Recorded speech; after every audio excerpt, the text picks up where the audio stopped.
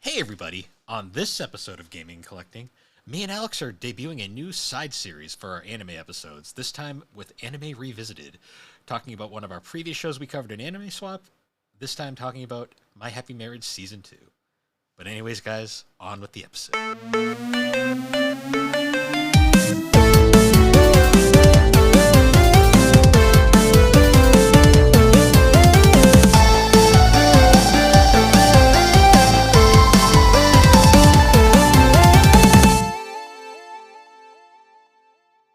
What are you drinking, Bill? You didn't let me do it the last time we recorded. What are you drinking? No. No, you have to. You didn't let me bring it up during the Attack on Titan retrospective, and I'm mad. I listened to You it did last bring week. it up, and Yeah, I and did you give a did- fact. No, Yeah, I did. facts. No, I went did. back and Re-listen listened. to it. I gave a fact. Well, your fact sucked, and we're doing it the right way. Bill, what are you drinking today? Hi, welcome to Gaming and Collecting, everybody. Bill, what are you drinking today? The same fucking thing I drink Wait, every where's week. the music? Cue the music. There you go. There's your fucking music. I can't hear it, but Good. it better be playing. You're If gonna it's laugh playing, really. if it's not playing, I'm gonna be pissed. Tell us what you're drinking. Drinking a sparkling ice black raspberry, the same thing I drink every week. Give us a fact. It's got bubbles with benefits. There you go. What size is the bottle? Looked a little smaller. They don't do the big ones anymore. They don't do the big ones anymore. No. How does that make you feel? Dead? All right, on a scale of 50 Psyducks creeping over a pillow out of 10 50 Psyducks creeping over a pillow, what would you rate it?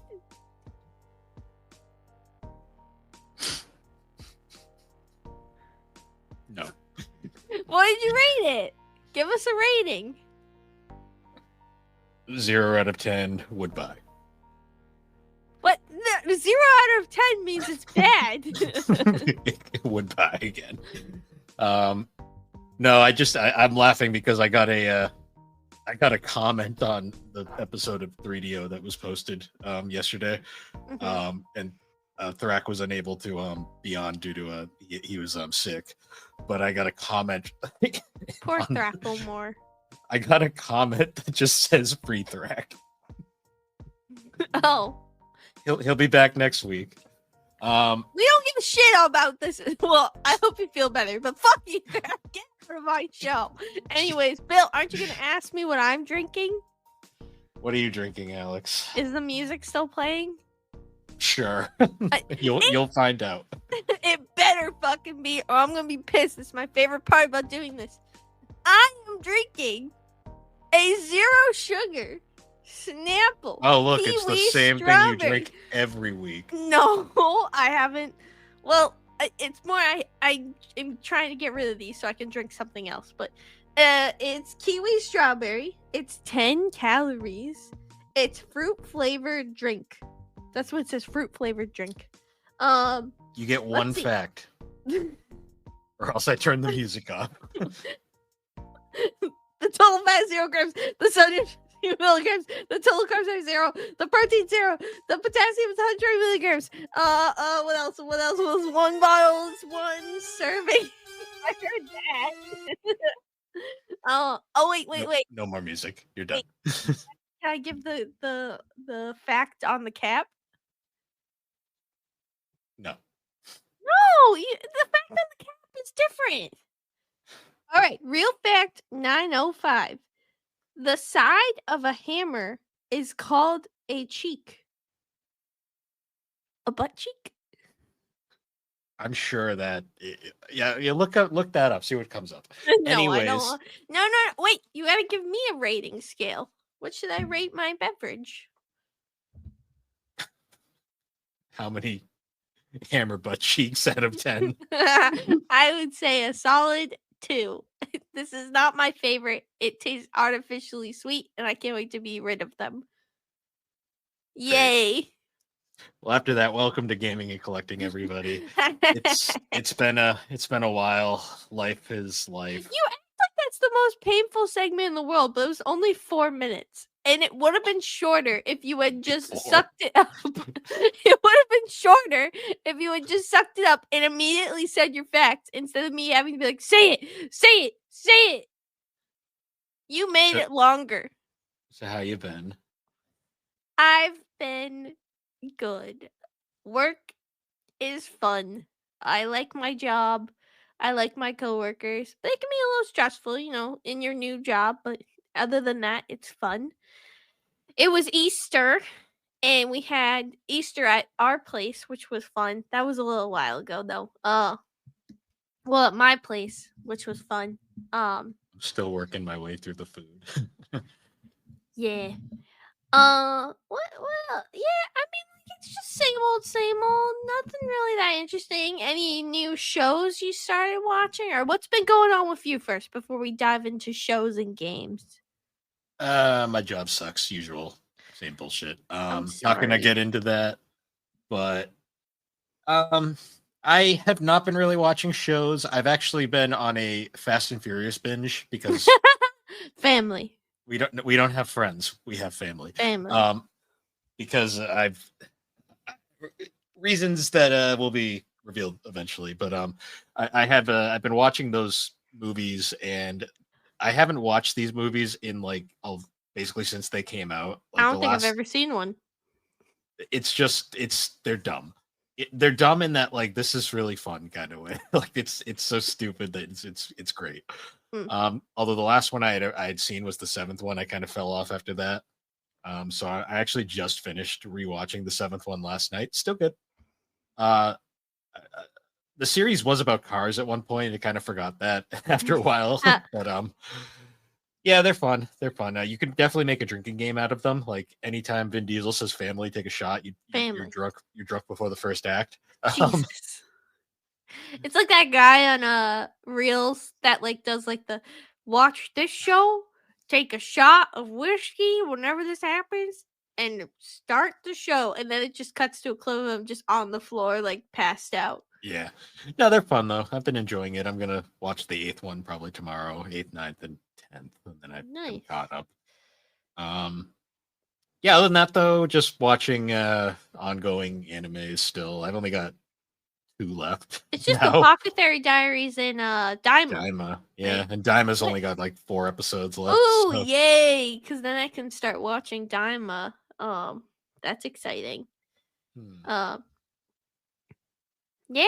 Well, my speed of shows has slowed down, but since the last time I finished Shangri-La Frontier, which I gotta say, where it ended at season 2 really left me wanting to watch season 3.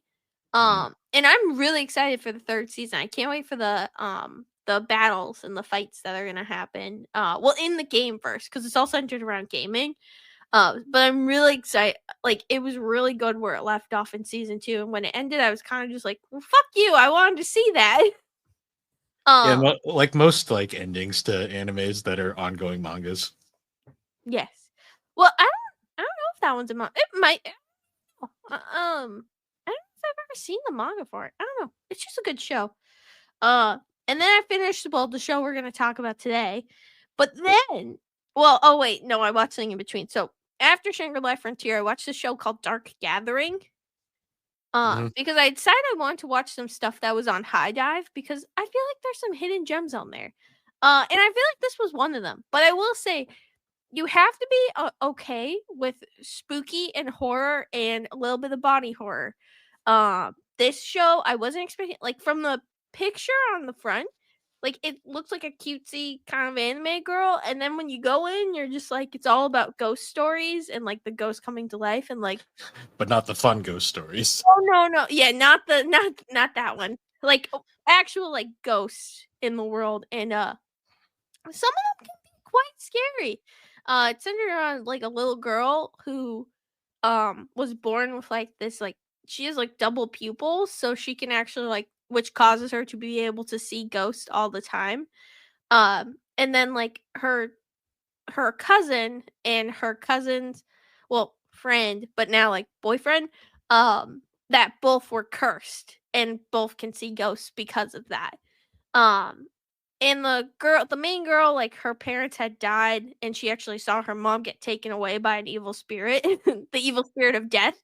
So her goal is to basically fight back and get her mom back from the evil spirit of death. But Does along she have, the way, does she have a side ponytail? no, she has like this big like bun on the top of her head. Oh, so she might live. Okay. Maybe. I don't know.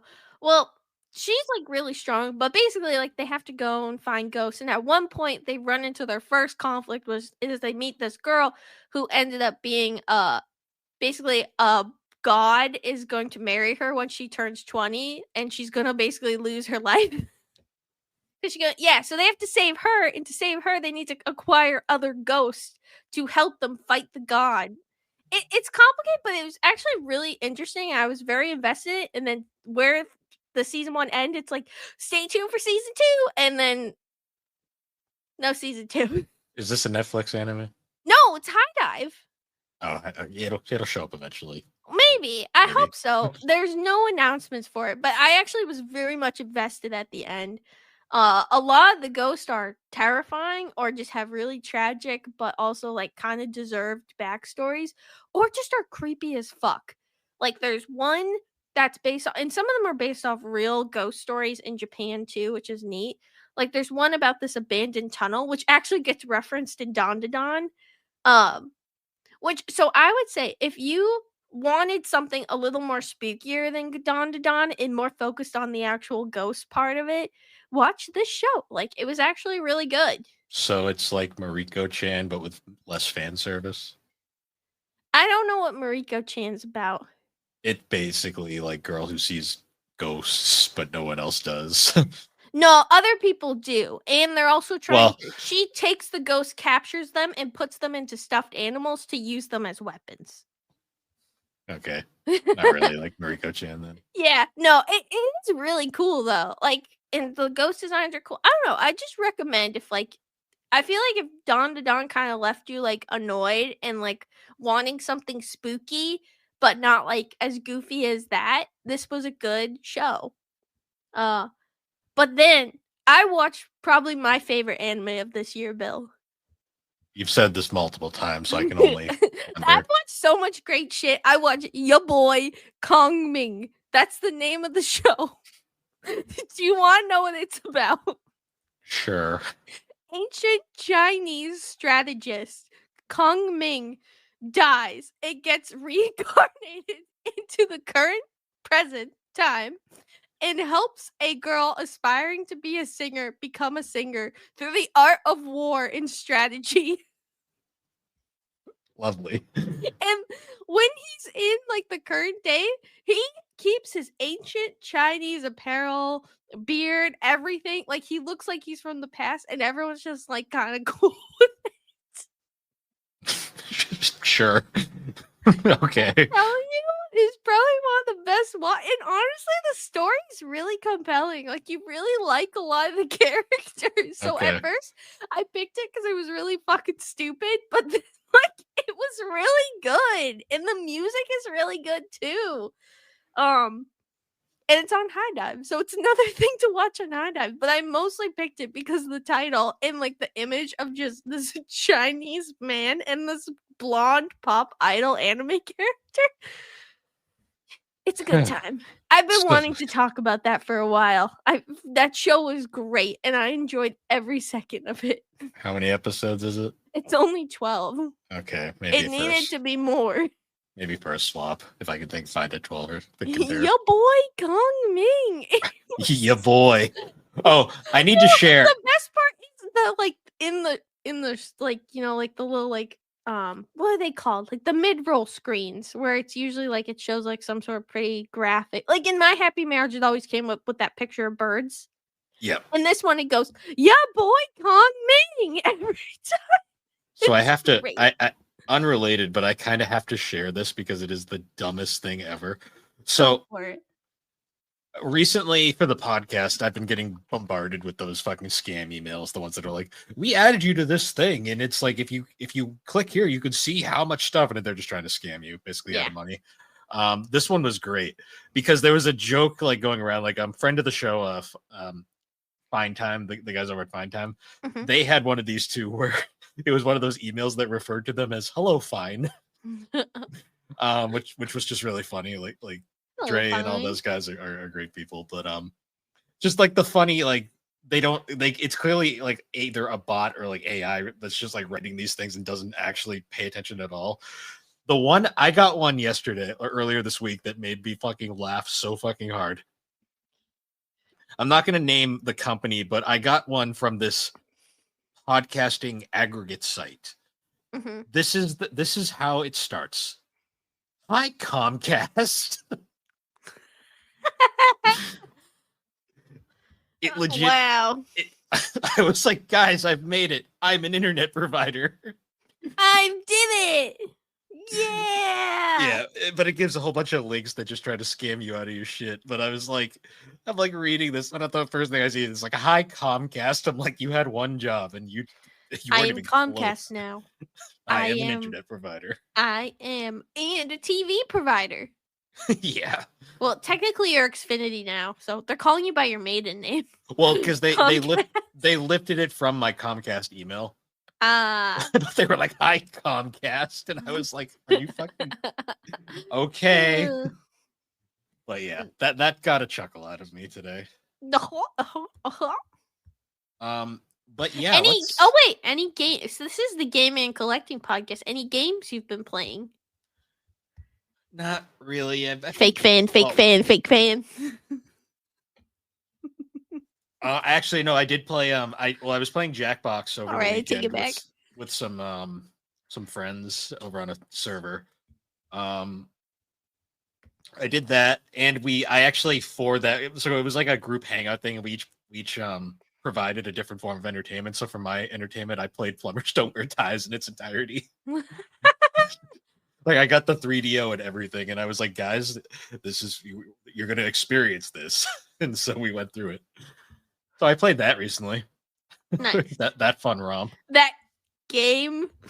I finally picked the non-Hollywood ending, and I saw the ending where Jane becomes a nun.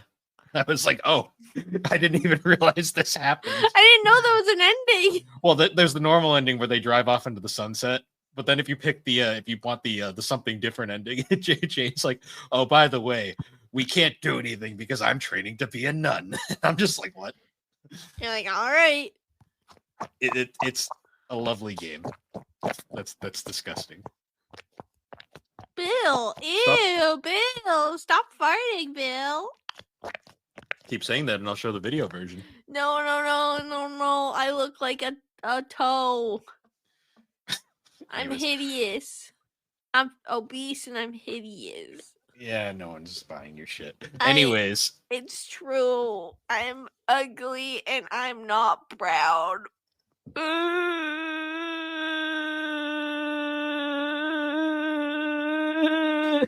I could. Hey! You take that off. Oh, you know what I've been doing during my lunch breaks recently? What's that? What's that? What? I'm not dumb. You know what I've been doing during my lunch breaks? What? I've been taking a refreshing walk. That must be nice, being allowed to leave. Nice little walk. Well, just walk around the parking lot 10 times. See, if you do that at my job, you might get run over. So. True. Well, I've been walking around, and it's been kind of nice to just go on like a good walk. You get your fresh air, you get some steps in, and you just get away from people.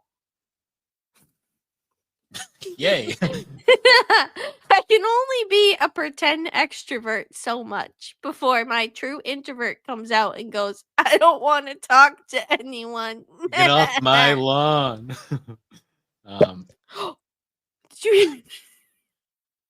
Lovely. Stop it. So anyways, let's move on to our topic for this episode. We've mentioned we got a dummy? Yes, we do. I'm going to share the video if you don't stop. No, you won't. because I'll quit. No, you won't. Yeah, I will. If you shared the video, yes, I would. I would quit and never return. I'm not kidding. Don't do it. Yeah, okay. Anyways, no, I'm not kidding. I swear on poo, I would quit and never return. You swear on That's poo? That's gross. For context, my cat's name is Poo, not like actual poo. I forget that when I say her name. Like for me, I've become desensitized to it that her name means shit. But you know. Anyways, moving on to our topic. So this is kind of a new segment for our anime episodes. We have our swaps, we have our 3 anime films, we have our retrospectives. This is an anime revisit, as you would say. Yes. Where we are actually we've only done this once in the past where we did a season 2 for a swap, and I realized like after that I'm like, we might as well just do specific episodes for season 2s going forward. Yeah. Just it makes more sense because it shows that I picked a great show for the swap as usual, and Bill ended up really liking it and continued watching it. You know it's true. How many freaking shows do you watch now that I recommended to you that are your favorites? Kaguya-sama, My Happy Marriage, Kaiju number 8, Solo Leveling. I have great fucking taste. Take that off the screen right fucking now. But yeah, so we're doing a new segment called Anime Revisit, where we will talk about a show that we've previously talked about on Anime Swap, and then just give it a look for its second season. So obviously in the future we'll most likely be doing Kaiju number 8 going forward, or some other shows. Yeah. That being said, for this episode we are going to be talking about the second season of My Happy Marriage. Yes. Boy, was this a roller coaster of a season for both reasons, in show and out of show. Thank you, Netflix. Yeah. Well, I gotta say, one of my favorite things about season 2 is that blonde bitch Kaya was not in season 2 whatsoever, or any of the Saimori families. They all went fuck off, and that was great. To be fair, they don't really appear ever again in the light novel, from what I've heard. So Good. I think they deserve to disappear. I hate them. I'm pretty sure the only to our girl Mio. Sorry. Mio. I was thinking of something else. Oh, you know what it was? I was looking at whose name was I looking at? Oh, I have like a bunch of the characters, and I just saw a big ooh. So my brain went ooh instead. But yeah. But yeah, so yeah, Kaya doesn't actually appear ever again. I think she gets offhand mentioned during the actual titular wedding, as she begrudgingly sent her wedding gift or whatever, wedding like congratulations, but it's barely worth mentioning. Yeah, so most of season 2 basically picks up right where the OVA special. So this is one of the shows where you have to watch the OVA for context. Or you won't know where it's like kind of leaving off. Also because season 1 very much builds up to it. So like it would be silly for you to not watch it, and just like it would just be dumb. Just watch it. It's great. I will say right off the bat, season 2 is tonally like it is a roller coaster. Like it is all over the place tonally this season. Well, I feel like a lot of it has to do with the fact that like now Mio and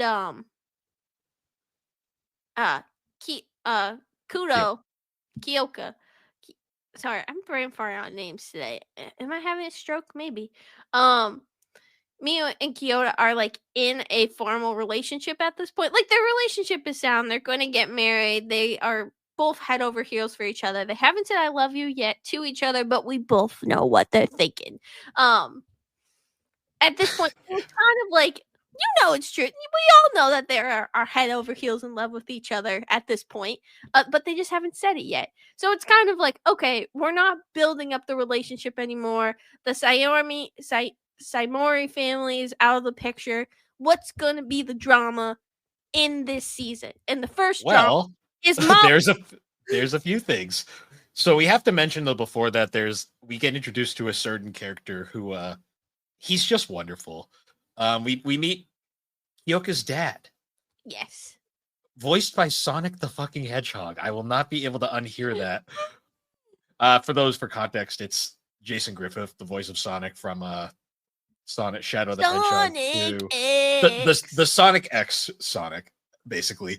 But yeah, it's him doing the voice, and when I realized that, I was like, I can't unhear this now. But You just hear Sonic. I love the dad though, because he's such a nice guy, but like Kyoka is so just like he doesn't want anything to do with him. He's like, go away, sir. He's like, well, I feel like it's not really as much of his dad. It's more of like his relationship with his mom, and that his dad is kind of like, son, chill. And the son's like, nah, my mom's been like, that's what he's basically like. His dad is very much like, come on, man. Like, Come on, let's all get along. And Kyoko's like, no, I don't want to get along.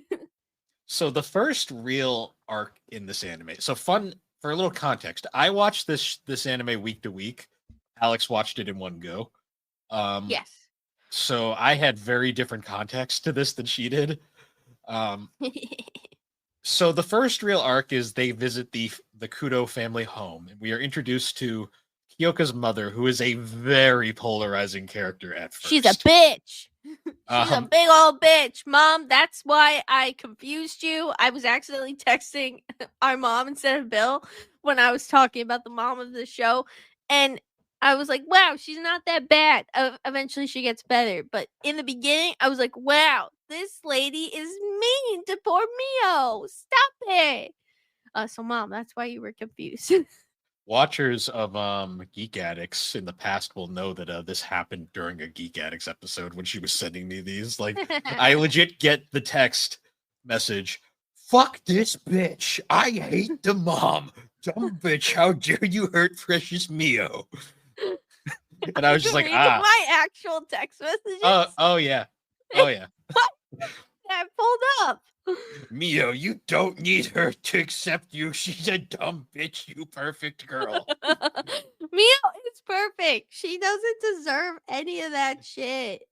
But so this arc at first time watching it is very hard because the mom, Fuyu is her name. Sorry, I forgot I sent you all the dump books. Yes. So Fuyu Kudo is a very ill-tempered woman. She's basically the implication is she's just tired of these superficial girls that like constantly get attached to Kyoka, and she is just over it at this point. So now she's just being ruthless to any of them.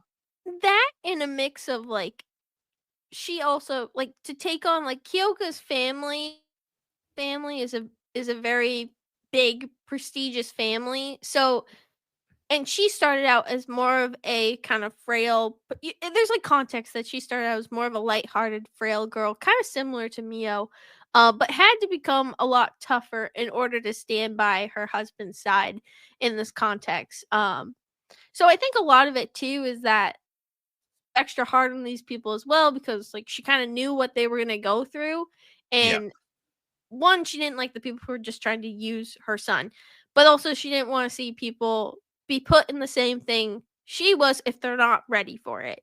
Yeah. And also, poor Mio at this point in the series, she is still lacking confidence. Like, this is. But honestly, like, I know that, like, it seemed like that, but honestly, this arc, if anything, made me feel like she had gained more confidence. Well, the entire point of this season is to showcase her growth. Yeah, but even just, well, so at the time of the, at the Kudo residence, like, Fuyu commands Mio to perform housekeeping, and rather than just, like, basically all the other ones had ran away, she sucks it up and she does the housekeeping. There's also a bit of subtle context there, though, where this is also points into the whole fact that Mio is a horribly broken individual. Like, she has been traumatized so badly from her previous family life that this, ironically, Fuyu's like torment is nothing compared to what she dealt with in the past. Yeah. And but also, like, for her, she loves Kyoka, and she's gonna do anything to prove that she's there for him and not for Hmm. anything else. So, like, honestly, her sticking around and toughing it out, like almost bringing herself back to those days, made her stronger. You know? Yeah. No, the whole that whole arc is very much like when you watch that week to week, you get very annoyed because you're like, it's like, No, honestly, this after remember because I remember you saying that, and then I remember watching it, and I didn't feel that way. And I think honestly, season 2, I would recommend if you haven't already been watching it, I would recommend binging this all in one. Like, I just think this is a much better the story just flows so well that it's not like a solo edging where you're constantly just like, "Nah, cliffhanger." well, Like, this I is was like gonna say though, like what because I watched it week to week, like there'd be moments where episodes would end, and I just be you'd be stewing on that for like an entire yeah, week, waiting for the next scene because it's like because the first arc is like the first 3 episodes. Mio goes yeah, through. The funny part about Mio in this arc is she is so just like gung ho about it. Like she's just very much like, okay, whatever. yeah. To the point where even the other maids are like, wow, this one is good. Like, Yeah, like, they all love her, and then, like, the climax of this arc is that, a demon is in the village, and, someone had come to the Kudo residence because the Kudos are all, pretty strong, asking for help, but the person ends up getting cursed, and, Mio has to use her gifted ability, Dream Sight, in order to save the villager who came in, yes, which but was, like she still has at technically though at this point she still has not figured it out. It's no, yeah, she hasn't fully unlocked it, but she can still use aspects of it. And even though like it was scary, she kind of persevered to help because she wanted to like do something good for Kyoka. hmm. Um, but also I think a little bit herself as well. We also get that incredibly wholesome scene on the first night they're there where like they go to the bedroom and there's the matching Yakutas on the bed and Mio just has this mental breakdown because she can't handle it right now. But But that just later on, don't worry. she still can't handle it there either. But No, she can't. it just that zoom in of her face just slowly getting more and more horrified that she's like, I have to share a bed. hmm. No. But then I think one of like the really cute scenes is like when Kyoka gets back from fighting the demon and he like sees Mio and they like hug in the like the front entrance of the manor. And I think that's when like Fuyu kind of first started softening and realizing that okay, this one's a keeper.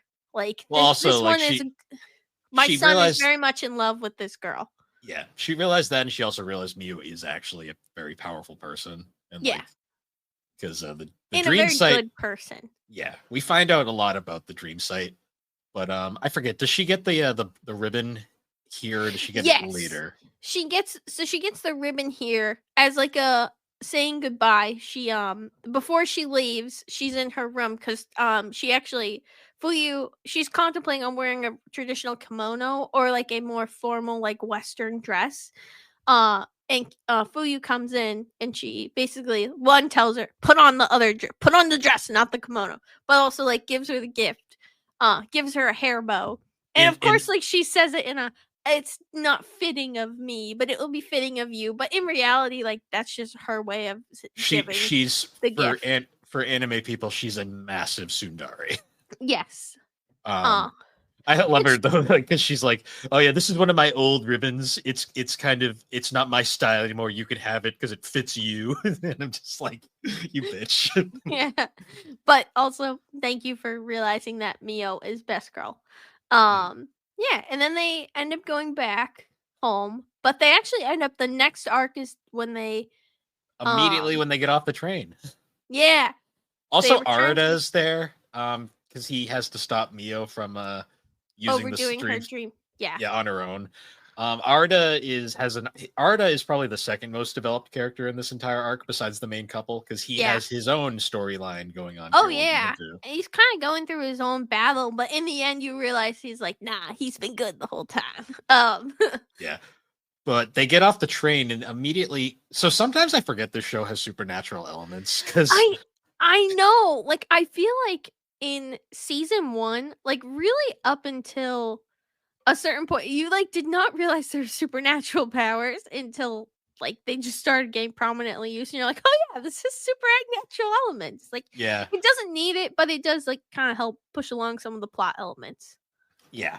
And so they get off the train and they're confronted by this mysterious stranger in a trench coat and Hmm. fedora, basically. Yeah.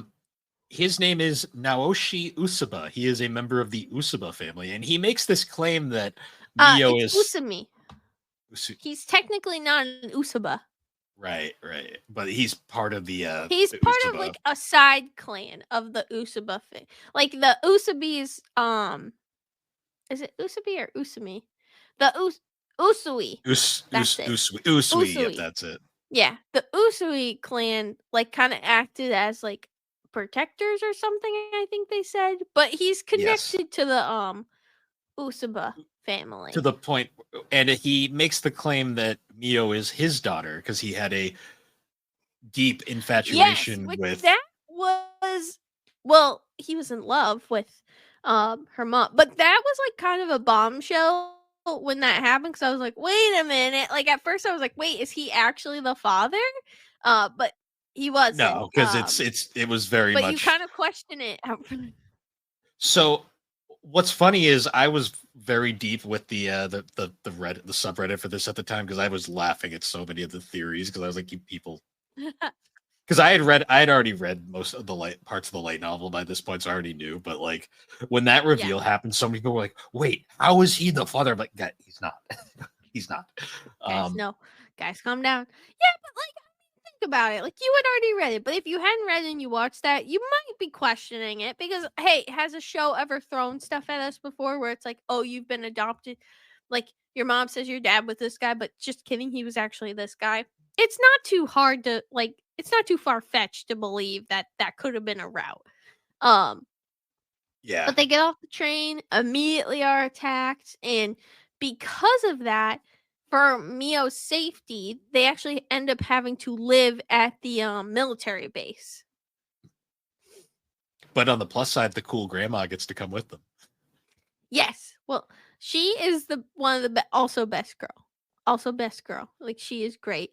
But also I think her name is Yuri. I think is her name. Yes. Yeah.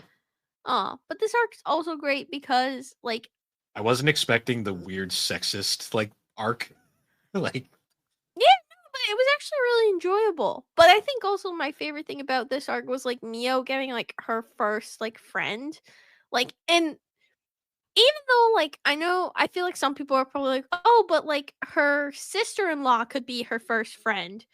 That's different. No, that's family. But yeah, that's what I was saying. Like it's different. Like this is her first true friend that just wanted to be her friend with no ulterior motives. Because some might say like the boy she grew up with that ended up marrying her sister, but he also kind of had some motives, like that he like loved her. It was. I feel like it's not. Yeah. Oh yeah. His like, murder suicide pact that everyone forgot about after that episode. Like this girl was just someone who just they ended up just becoming friends, and like that was such a special moment for her. And it's really sad what ends up happening, but it's also happy that the friendship still lives on even through the drama that happens in the show. That moment where like the misogynistic soldiers were all like being super sexist for no reason, and one of them actually was gonna strike Mio. I was like, "Are you fucking stupid?" Yeah, but that was also like such a really like powerful moment for Mio because like Mio in the past would have never said something. Like she just she would have buckled. She would have buckled in fear, kept her head down, or ran away. So like that was such a big moment for her. Like when she said something and like stood up for them and even was gonna face getting hit, and she didn't get hit because how could anyone hurt precious Mio? But like it was such a yes, but it was like such a powerful moment, and it was so good to see her growing. When you first saw that hand stop the slap, did you first think it was Kyoko? Kyoka? I did a little bit, but I also thought it might have been the friend just with the context of the scene. See, at first I thought Kyoko was gonna murder a bitch. Like I was like, oh no. I knew that this arc was gonna be centered around Mio's friendship with Karuko? I think I Karuko, believe I think is her name. Kariko's her Yeah. name, I believe, yeah. And I knew it was gonna be centered around that. And I had a feeling that it was probably gonna be her who saw, just because like after that interaction, it would be kind of like facing the guys and be like, "What the fuck do you want?" Um, but yes, that was But then we get the bombshell of this is after their friendship gets established, we find out that Karko was actually one of Kyoko's previous fiancés. yes, which is difficult at first. Like Kyoko and like Mio being Mio is like talks to Kyoko about it, and it's basically like, hey, if you love her, I will understand. Which we are like, girl, he is in love with you. You have nothing to worry about, but it's Mio. So and he's like, no, I love you. I've never really loved anyone else besides you.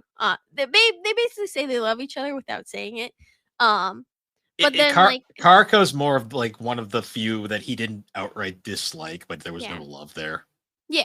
Like he appreciated who she was and where she had gotten, but did not have any feelings of romance. But they kind of like, regroup and realize, and Mia's like, we can still be friends. Like, I want to be your friend regardless. Like, let's not let this get between us. And they end up continuing the friendship. But then betrayal.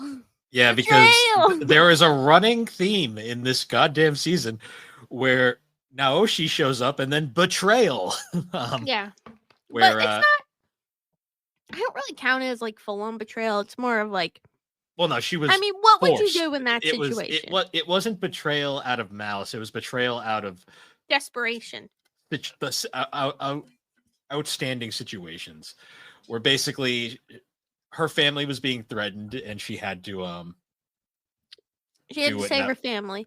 And she also chose to do this before she also made her friendship with Mio too.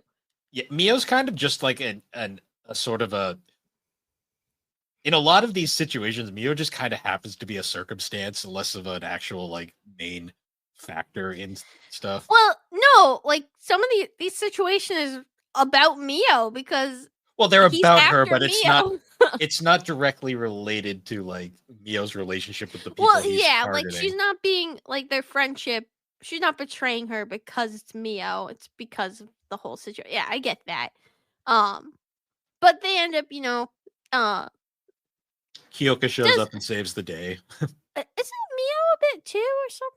Or Mio, so Mio's whole thing is she's kind of like figuring out Dream Sight. She still hasn't figured out Dream Sight. And she's basically like in this bubble with a bunch of soldiers, and basically all the soldiers are getting attacked because of illusions. Because now she's abilities are very illusion based. We also get a bit of hints towards his relationship with Sumi here and there. Yeah, where basically he was a childhood friend of Sumi's, but it was one of those like things that it was never going to work out because of fate kind of things. Yeah. But yeah, in the climax of this thing, it ends up being Karako has to essentially go away to avoid getting jailed, essentially. Yes. But she ends up like getting her sentence lowered, and they end up like being in. So it goes on to New Year's, and Mio actually celebrates her first New Year since like probably when her mom was alive. Basically, celebrates her first New Year's because let's face it, she probably didn't celebrate much. No, before that. And it was really precious. Like they went to the shrine, but they're at the end of the day, they're kind of having a little party at their house, and Mio runs out to get something, but then she runs into Karako, and they kind of have like a final like send off before she has to leave. But the promise of like Karako promises that I'm gonna do everything to repair our friendship, and Mio's basically like, you don't have to. I totally get why you did that. But they still kind of leave with that promise. So it's a very cute scene. Very, very cute. And you're like, oh, Mio. Oh, Mio. And then, like, moving on from that, there's kind of a background storyline involving Naoshi is kind of like the leader of this group called the Gifted Communion, which is essentially kind of some extremist, like, religious types, kind of. And basically, they're trying to overthrow the government. And there's, like, a whole arc where, like, they try to capture the emperor, and Kyoka and Arata end up thwarting it.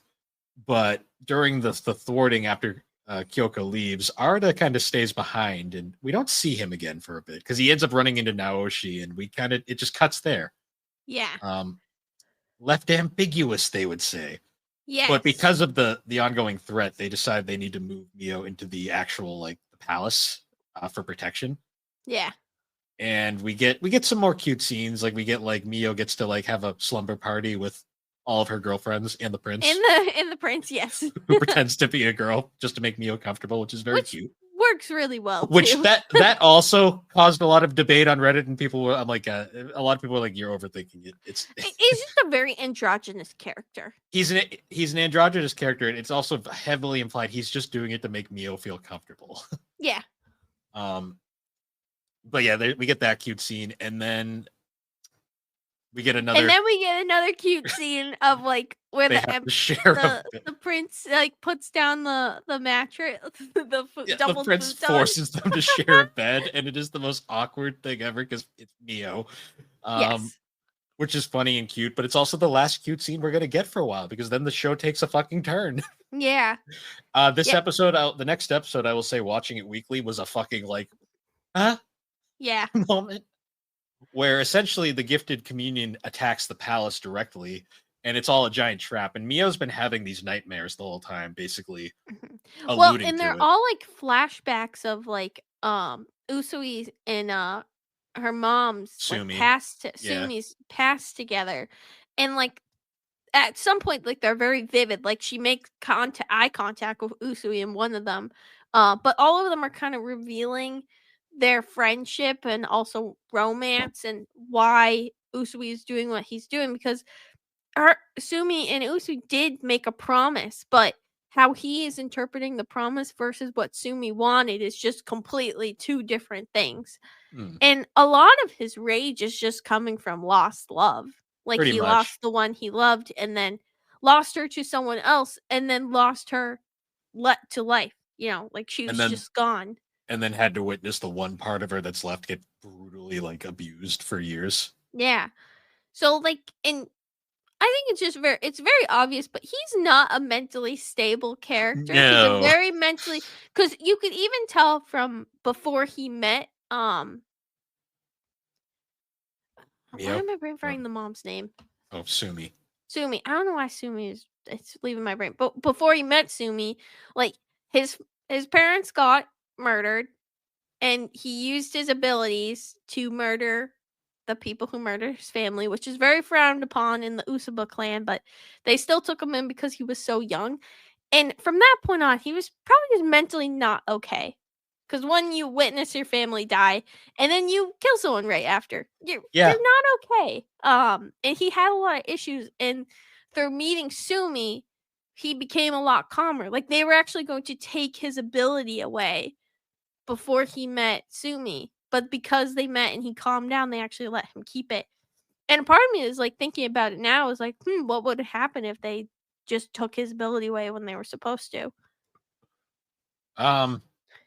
Well, it's one of those things in hindsight where it might have been for the better, but also there are certain events that happened wouldn't have happened. So it's like, no, yeah, it's interesting to think about.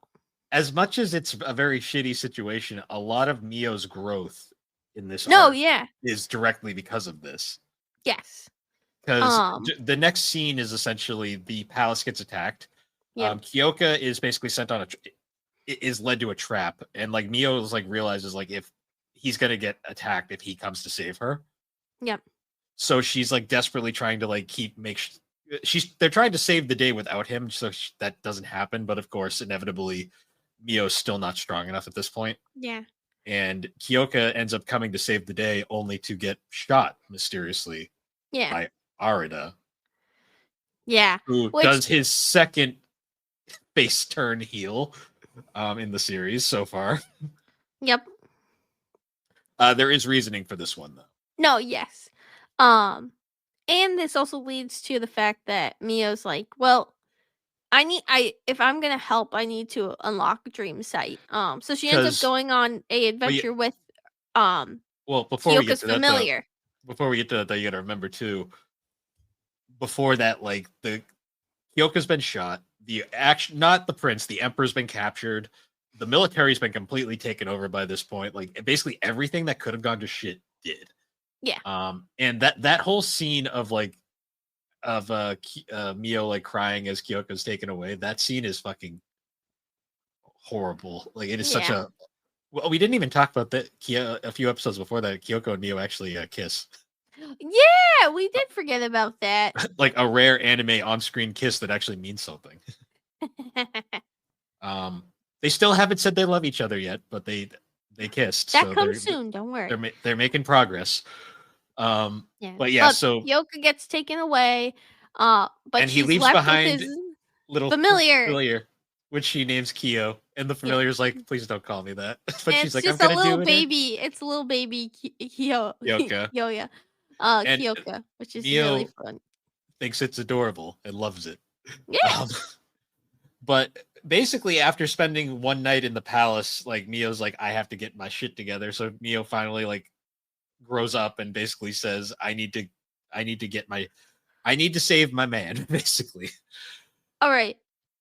I'm sorry. This is out of context, but my friend just sent me this and said this is a really strange. It's a bicycle built for two, but look where the seat is compared to the second. So someone's butt is just gonna be right where their fucking face is. If that's where the handlebars are good. That can't be real. That has to be a parody, like a joke. I don't know. I'm confused. Sorry. You're getting a good sniff if that's real. So that's all I'm Yeah, gonna say. like you're gonna smell like farts and stuff. I don't know. Sorry, my friend just sent me that. I was like, he's like, isn't that a weird spot for the handlebars? Your hands are very close to like you're like literally like your face has to be in their ass. Like, that can't be real. That has to be like that's got to be like a porn thing or something. I swear. I hope not. I don't think so. He wouldn't Either send me stuff like that. No, it's a real bicycle built for two. It's just a fucking weird ass design. I didn't mean he sent it to you in that context. I'm just saying like that's got to be like a thing that like Either Anyways, way. back on topic. If you want to see the bike listing, I can post it on in the cursed server. image gallery. All right, I'll do that. But yeah, so Mio ends up escaping the palace because she's like I need to do this on my own with my my fiance's mini me familiar. And she ends up traveling on her own to her grandfather's place because she basically finally accepts I need to master Dream Sight. Yeah, and she does while she's there. Yeah, she basically finally says I can't keep being afraid. I need to finally like grow up and growth. We love it. We love you, Mio. I need to basically Mio's like I need to grow a spine and move on with my life. But she does end up doing that. She learns Dream Sight, and she actually runs into Fuyu one more time. Yes. Before she finally goes, because Fuyu ends up seeing the Kyoka thing, and she's like, "Really, Kyoka? This?" But secretly, she's like, "Oh my god, it's my son, the baby again." Back when he was cute and nice. But it's actually a really heartwarming scene between her and Mio, where she's like brushing her hair, and she kind of like sending her off to save the day and being like, I believe in you. Well, I love Mio's like design here because it's like a mixture of her styles. Like she's got her bright and colorful look that she's adopted since she escaped from her hellhole of a family, but she also has like the priestess kind of garb that she had while she was with the Usabas, and it's like it's very her look. Yes. And she's basically like, okay, time to go rescue my man. And she ends up doing this pretty much by herself to the point that when the military shows up, they're like, Mio, how did you get here? Well, she runs into them. She actually requests their help beforehand. Yeah. And then they end up going along with her. But they really let her lead the chase, which is great. Well, she runs into Godo, who is the comic relief second in command of the military. But like she was looking for him. Like she was trying to find him. Because he's the one that Kyoko's been kind of like grooming into his successor. Yes, in a lot of ways. Which is going to be a plot point. But then like Godo's like the goat. He's like such a fucking good guy. Yes. And we also find out here that Godo's a really fucking good leader. And like he knows exactly what he's doing. So they end up leading the charge and they get Mio in to the palace where she eventually gets through all these like basically she uses her abilities to break through all these like different beasts and illusions. and finally gets to Kyoka, and eventually this is where she rescues him, and they finally confess their love for each other Yes. in a Which very is very, heartwarming very scene. cute. Um and then they go and they're gonna go after Usui, which Yep. honestly I was very okay with how they handled it. I know Well, probably not everyone will be. I have to say first though, they were going to go after Usui before Netflix decided to say fuck y'all Oh fans yeah, and put us yeah. on a fucking month-long hiatus for like to the point where like the dub leaked on illegal streaming sites and Netflix Japan got it before we did. I'm just saying. Did they ever say Nope. why? Nope. It's just complete Just lunacy. dead silence, no Yeah. answer. The weirdest delay ever. So I watched this episode illegally and then I ended up watching it later. When I say legally, I mean totally legally. I watched it on Netflix all at once, so Yeah. But the final two episodes are fucking great. Like yeah. Mio and Kyoka going up against Naoshi is such a cool fight because like Mhm. it's a combination of And Arta, because you at first it's a little bit of them going up. You think it's them going up against Arta as well. yeah, Arta's kind of just there for a bit. Like he stops Mio from like helping Kyoka a few times because she's basically like, no, you can't get in there right now. He's doing weird illusion shit. Because like one of the things that he does is like when he's fighting Kyoka, he's actually making it look like he's attacking him like with a blade, but it's actually an illusion. Yeah. And eventually he ends up just getting like annoyed to the point where he sends them into like a mind palace thing after Mio basically tells him off. Yeah. And we get one of the so for the dub, like we get one of the most fucking tortured like screams from Kyoka's voice actor, like the "Don't hurt her." Yeah. Like that scene, because my god, Kyoka goes to a fucking mental hell here, where he sees Mio get murdered multiple times in front of him, No, yeah. and there's just Mio corpses everywhere, and I'm like, what the fuck is But this? Mio saves the day with Dream Sight. Were you kind of horrified though with all the different Mio deaths they showed on screen? I mean, I won't lie. After watching that show, Dark Gathering, I was a Bit desensitized. that one had a lot more gruesome deaths. I know, but it so- was just it's such a precious character getting no, fucking yeah, brutally I get it. murdered. I just kind of was a little repeatedly. desensitized to death. Fair. I was just more like, damn, like they're really going out of their way here. Bill, once you watch Dark Gathering and understand what the meatballs mean, you'll understand. Ugh. You don't know where that's going. I don't really want to. Is it like a frog situation or Ooh, what time is it? I can do a tangent. So the meatballs were so this was the ghost of a child who was murdered by his mother, and his mother was insane, and she murdered her husband because she was cheating on her husband, and so her and the person she cheated with cut them apart, and suddenly meatballs were there, and she gave them to her son to get rid of. And guess what the son did? ate him? He ate the meatballs. And then guess what happened? Well, she went on another murder spree. And she killed the boyfriend. And guess what she gave the son? More meatballs. So she's Eric Cartman, got it. And then eventually she died too, or he killed son as well. And then his ghost just basically goal is to turn everyone into meatballs. Lovely. Very gruesome. Very, very gruesome. So yeah, I'm a little desensitized, I won't lie. Yeah. The meatballs.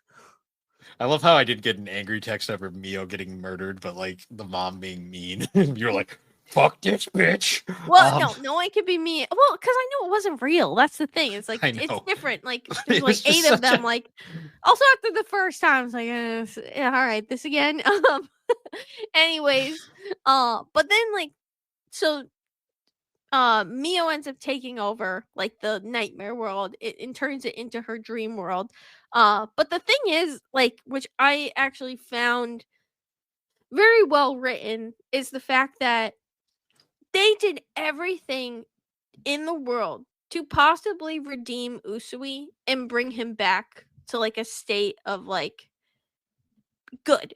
But the truth is like he was so mentally broken, he just couldn't be saved. He didn't want to hear the truth. No, Like, he 'cause didn't.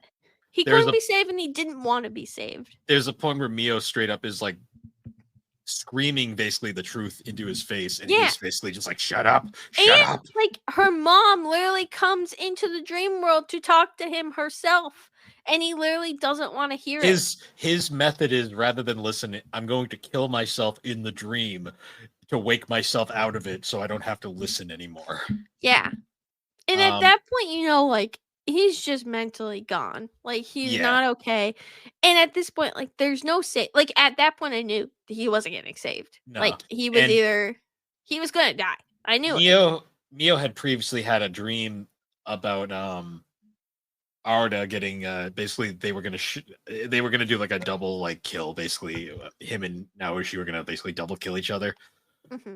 And she doesn't want that to happen, obviously. So she ends up changing events just enough that eventually, when Naoshi's about to kill Kyoka, Arda comes in with a gun and shoots him down, essentially. Yeah. And he throws a knife at the same time, but rather than getting him in the head like it did in Mio's dream, it just gets him in the torso, which he's able to survive. He gets knocked out, but does at least live. Yeah. And we get a very cute scene of Mio and Kyoka reuniting. Yes. And they just kind of stare off at Naoshi's corpse before they decide. Okay. Well, and it's also a moment of reflection of like, because Mio probably in her mind feels guilt that she couldn't save him. But in the end, like, he couldn't be saved. He was too far gone, and he didn't want to be saved. He was so invested in his ideals that he believed that they were her mother's ideals, but truthfully they were just his, and he was out for revenge against the world for all the garbage he went through. Yeah. And then it wasn't gonna fix anything. No. And after that we get a nice little the final episode was actually one of my favorites because it was a very nice conclusion to the events of this season's overall arc of Mio growing as a character and their relationship growing. Where now it's kind of like there's a lot of they're tying up the loose ends. Like Kyoka is essentially, he tells his boss that he wants to resign from the military. Which when you read that, were you expecting him to resign from the military? Yes and no. I wasn't. I wasn't expecting it like anytime soon. I didn't. That was the thing. I didn't think as soon because he had alluded to it in the past that he was basically doing it just because he had nothing better to do. Yeah. You can tell throughout the series that he does not really care for the job he has. He just does it because he's good at it. Yeah. And now that he has Mio in his life, he's like, I don't need this fucking shit anymore. Yeah. Well, and I think like the next step in line is that they're gonna take over the Kudo household. Kudo household, yeah. But we also get this nice scene where like we see they're doing some shopping with yep. her cousin, her future mother-in-law, and Kyoka, and they're going to a store and they're kind of talking about wedding dresses, and then it leads to them going her sister, basically. I'm gonna call her sister, and her future mother-in-law end up gifting her the kimono that both of them wore, and it's been passed down from generations to generations to wear as her bridal kimono. Mio's line of dialogue here is so fucking precious, but also heartbreaking. Oh yeah. Where she starts crying because she basically points out, I don't have anything of my mother's anymore. And this is like, it's so nice that I'm getting gifted something that belonged to the family. Because didn't like the one item she had, like she had a comb that was her mother's, and like and it got crushed. The bitchy stepmom crushed it just because they had to ruin everything that made Mio happy. Yeah. But yeah, she's basically starts crying over the dress and because she's so happy, and then Fuyu in her bitchy tsundere way basically is like crying over her dress, how pathetic, as she's handing her a handkerchief in that very like tsundere way. Well, and then like her daughter, aka Kyoka's sister, chimes in and goes, I heard from the grapevine that someone else cried similarly. Yeah, and then she gets all embarrassed. also cried. Yeah, she gets all Which embarrassed. She's like, "What are you saying?" I feel like you're gonna see her walls come down soon, which I really look forward to. Oh, mostly because like I this is the moment where I was really like, okay, like she's a nice lady. I like this lady.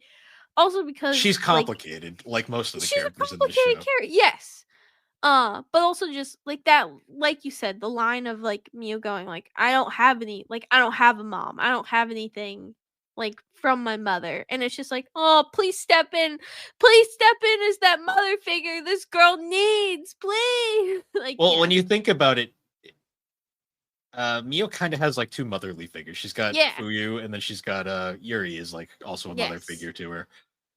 But and then But it after will be that, good, especially like having someone that will be able to help her because I mean eventually they're gonna take over hmm, the Kudo house, and she's gonna need a guide to kind of get her to, understanding uh she has how a that's very gonna good work. support. She's got a very good support system around her because her Yes. sister-in-law is very helping her like with a lot of those things as well. But then after that, we get this really cute scene of Mio and Kyoka actually repeat their date that they had at the start of the series, Mhm.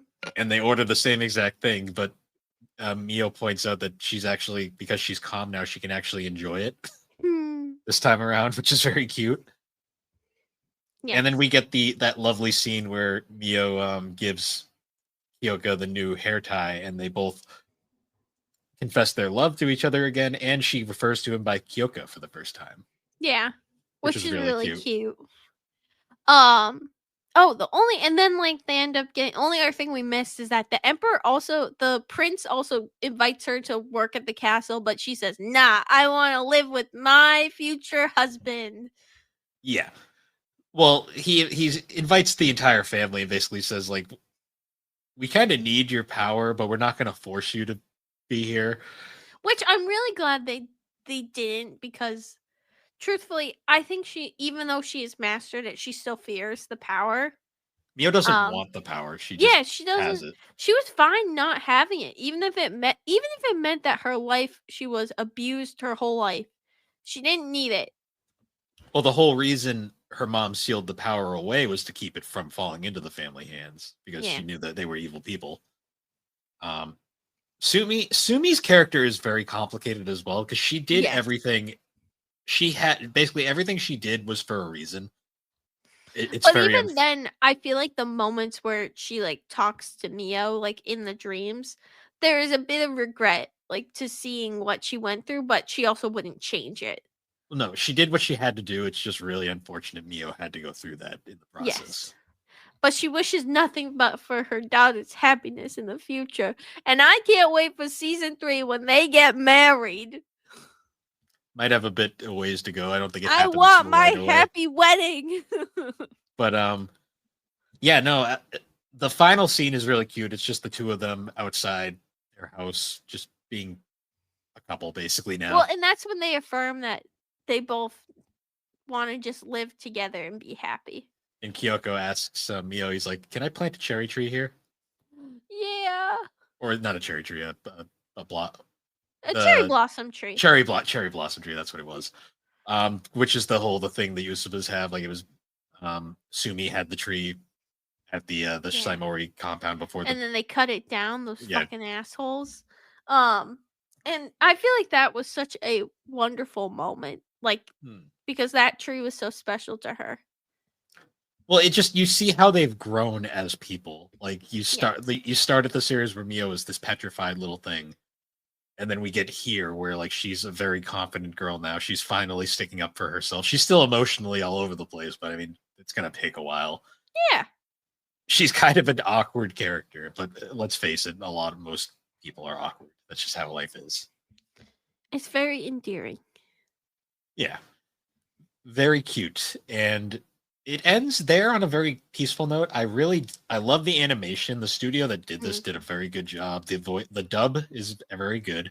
A lot of not unknown actors, like that you've never heard in other stuff other than Sonic the Hedgehog. That was still weird, but that and then we got.